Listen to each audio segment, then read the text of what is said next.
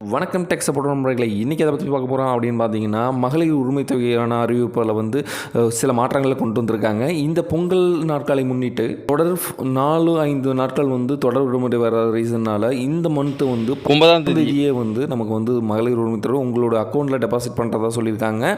மாதந்தோறும் 15ஆம் தேதி நம்மளுடைய அக்கௌண்ட்டில் 1000 ரூபாய் மகளிர் உரிமை தொகை டெபாசிட் பண்ணுற நிலையில் இந்த மாதம் உங்களுக்கு 9ஆம் தேதியே வந்துடும் அப்படின்னு சொல்லியிருக்காங்க. இரண்டாவது அறிவிப்பு என்ன அப்படின்னு பார்த்தீங்கன்னா, பொங்கல் காலத்தில் எப்பயுமே 1000 ரூபாய் ரொக்கம் கொடுத்து அது இல்லாமல் அவங்களுக்கு ஒரு சிறப்பு பரிசுகளும் தொகுப்பும் கொடுப்பாங்க. இந்த வருடம் அது கொடுக்கறது இல்லை. என்ன ரீசன் பார்த்தீங்கன்னா, நிதி நெருக்கடியின் ரீசனால் இந்த வருடம் 1000, 1500, 2000 பணமாக கையில் கொடுப்பாங்க. அது இந்த வருஷம் இல்லை அப்படின்னு சொல்லிட்டாங்க. வேறு எந்த ஒரு சேனல்லையும் கொடுக்குறதா சொல்லியிருந்தாங்கன்னா அது உண்மை இல்லை. நான் 100% செக் பண்ணிட்டேன். கண்டிப்பாக 1000 ரூபாய் இந்த வருஷம் கொடுக்க மாட்டாங்க. ரொக்க பணம் மகளிர் உரிமை தொகை மட்டும்தான் உங்களுக்கு 1000 ரூபா சேரும். இரண்டாவது அறிவிப்பு என்ன அப்படின்னு பார்த்தீங்கன்னா, மகளிர் உரிமை தொகையை சில ரெஸ்ட்ரிக்ஷனால் பல பேருடைய விண்ணப்பங்கள் நிராகரிக்கப்பட்டது.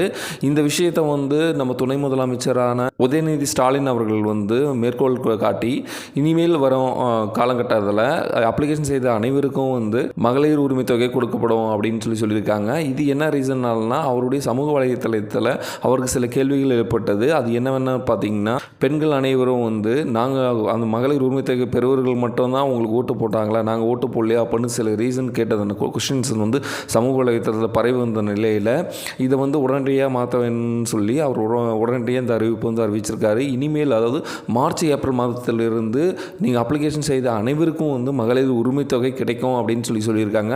உங்களுடைய அப்ளிகேஷன் ஸ்டேட்டஸ் நீங்கள் பார்க்கணுன்னா நான் டிஸ்கிரிப்ஷனில் ஒரு லிங்க் கொடுக்குறேன். அங்கே போய்ட்டு நீங்கள் உங்களுடைய ஆதார் நம்பரை கொடுத்து நீங்கள் உங்களோட அப்ளிகேஷன் ஸ்டேட்டஸை செக் பண்ணி பார்த்துக்கலாம். உங்களுக்கு உரிமை தொகை கிடைக்குமா கிடைக்காதா என்று. நான் கொரிய இன்ஃபர்மேஷன் கண்டிப்பாக யூஸ்ஃபுல்லாக இருந்திருக்கும்னு நினைக்கிறேன். தேங்க்யூ ஃபார் வாட்சிங்.